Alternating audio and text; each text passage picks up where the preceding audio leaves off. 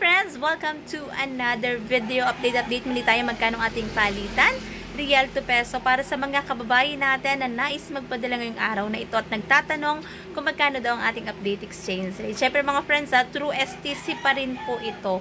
Magkakaiba po ang palitan ng bawat bangko pero konti lang naman ang difference nun. At ang video na to, ang purpose naman ng video na to is para magkaroon kayo ng idea kung magkano ang ating palitan ngayong araw ng Huwebes, January 16, 2025. At kaya nga mataas mga friends ang exchange rate. Siyempre tayong mga OFW tayo, katulad ko kasi dati noon mga friends, nung ako'y nasa ibang bansa pa, talagang kapag nagpapadala ko ng pera sa Pilipinas, tinataon ko din na mataas yung exchange rate para malaki din yung matatanggap ng aking pamilya dito sa Pilipinas. So magkano nga ba ang ating update exchange rate ngayong araw ng Huwebes, January 16, 2025?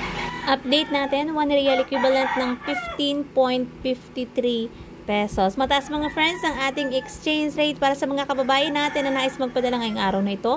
Yan po ang ating update exchange rate through STC to mga friends sa STC Pay to Bank account, kaya medyo mataas po yung palitan. Siyempre pag nagpapadala ng pera sa Pilipinas, may binabayaran din na transfer fee at meron din po yung VAT. Ang lahi ko pa rin paalala para sa bawat isa sa atin ang matuto tayong mag-ipon, magtipid at matutong mag-invest. Batid natin mga friends na napakahirap ng buhay dito sa Pilipinas. Kahit diyan sa abroad, napakahirap magtrabaho, napakahirap na malayo sa pamilya. Pero syempre nagtitiis at nagtsatsaga pa rin.